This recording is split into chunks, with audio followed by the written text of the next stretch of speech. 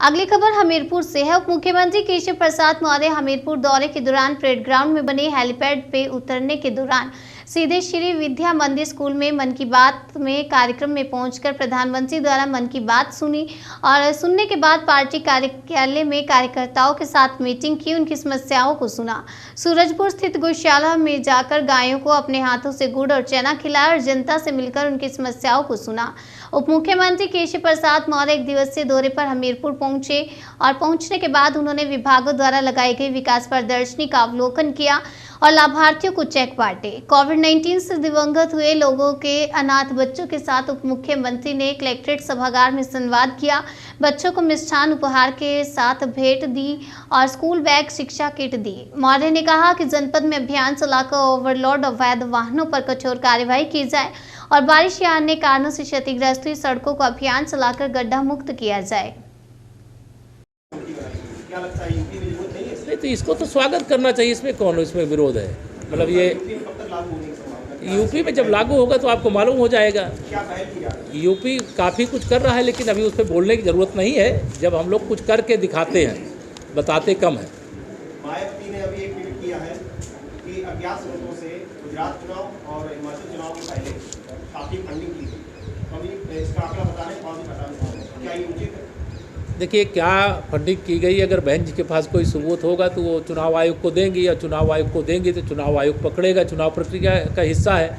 अब उस पर मैं बहन जी के ट्वीट पर कुछ बोलूँ, मैं गुजरात वाला, हिमाचल का मेरे पास फीडबैक नहीं है, लेकिन हम लोग भ्रष्टाचार मुक्त चुनाव भी चाहते हैं। हम तो एक देश एक चुनाव चाहते हैं, ग्राम पंचायत, नगर पंचायत, विधानसभा, लोकसभा। माननीय प्रधानमंत्री जी कहें कि हम एक देश में एक चुनाव चाहते हैं, बार बार चुनाव नहीं चाहते।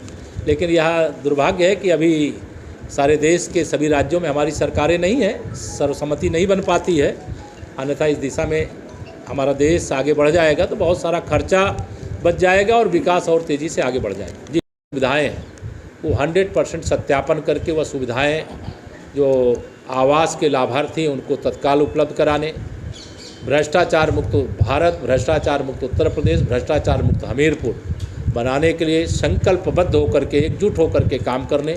और सभी अधिकारियों को मैंने कहा कि सारे अधिकारी जिस विभाग को वो लीड कर रहे हैं वो अपने विभाग के लिए राज्य सरकार से, केंद्र सरकार के माध्यम से जो भी जिले के लिए योजनाएं हैं उनको लाने के लिए जिम्मेदारी से प्रयास करें।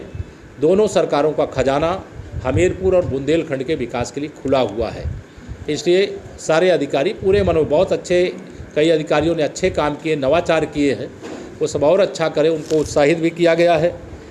दूसरा, कुछ जगह मुझे यहाँ भी शिकायत आई थी ग्रामीण क्षेत्रों से कि यहाँ खनन के दृष्टि से जो अवैध ओवरलोडिंग का काम चलता है उस पर सख्ती से तीनों जो विभाग हैं उसमें खनन को भी, आरटीओ को भी, प्रशासन को भी, पुलिस को भी, सबको मिला करके अवैध जो रूप से जो ओवरलोडिंग का काम चल रहा है जिससे सड़कों की भी स्थिति खराब हो रही है वह ठीक रहे, उस पर अभियान चलाने को कहा गया है। जो सड़कों को निर्माण करने का, सेतुओं को निर्माण करने का, छोटे पुलों को निर्माण करने का काम कार्य योजना का हिस्सा बन गया है, शासन स्तर पर लंबित है, आज उसको मिनट्स का पार्ट बना करके भेजा जाएगा। और क्षेत्र प्रदेश के लोग, हमारे माननीय सांसद, माननीय विधायक, माननीय हमारी जिला पंचायत, नगर पालिका, सभी जनप्रतिनिधियों के साथ, विधान परिषद सदस्य, सबके साथ बैठ करके जिले का फीडबैक लिए। उसके बाद गौशाले का निरीक्षण किए। निरीक्षण करने के बाद जब यहाँ परिसर में आए तो यहाँ जो पूरा मेला लगा है आप सब लोगों ने देखा होगा, उसमें गए तमाम लाभार्थियों के कहीं पर मकान की चाबी, प्रधानमंत्री आवास की चाबी देने का काम और कुछ प्रतीकात्मक प्रमाण पत्र देने का काम किया गया है। पूरे देश और दुनिया में बड़ी संख्या में लोगों ने अपनों को खोया है। जनपद हमीरपुर में भी बड़ी संख्या ऐसी है जिन्होंने अपने माता पिता या अपने माता पिता में से किसी एक को खोया है।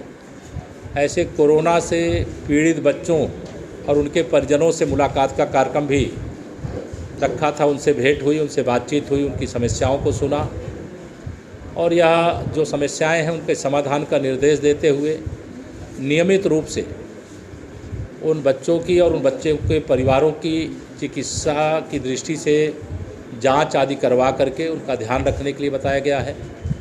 सरकार के स्तर के लिए जो विषय हैं हम लोग सरकार के स्तर पर उस पर विचार करेंगे। इसके बाद अभी ज़िले की समीक्षा बैठक हुई। समीक्षा बैठक के माध्यम से जैसा आप सब जानते हैं, केंद्र में माननीय मोदी जी, प्रदेश में आदरणीय योगी जी के नेतृत्व की डबल इंजन सरकार सुशासन और विकास के लिए समर्पित है।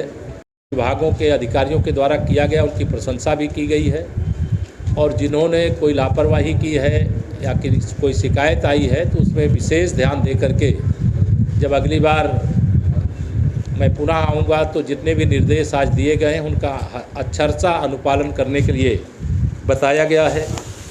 आप जैसे जानते हैं कि हमारी सरकार अपराधियों के खिलाफ़ है, गुंडों माफियाओं के खिलाफ़ है, वो किसी भी प्रकार के हो, और उनके खिलाफ़ जो लगातार कार्रवाई हो रही है, इसके कारण से कानून व्यवस्था की सुधरी हुई स्थिति के कारण आज उत्तर प्रदेश का नाम एक मॉडल के तौर पर पूरे देश के अंदर लिया जा रहा है। मैं हमीरपुर भी एक तरह से कहा जाए तो कानपुर की ओर से आते समय बुंदेलखंड का प्रवेश द्वार है, और बुंदेलखंड जब से 2014 में माननीय नरेंद्र मोदी जी के नेतृत्व में देश में हमारी सरकार बनी, 2017 में उत्तर प्रदेश में हमारी सरकार बनने से पहले ज़रूर अड़चन थी, लेकिन आज सारी अड़चनें यहाँ की जनता ने दूर कर दिया है, डबल इंजन की सरकार बनाया है। इसलिए बुंदेलखंड विकास के पथ पर आगे बढ़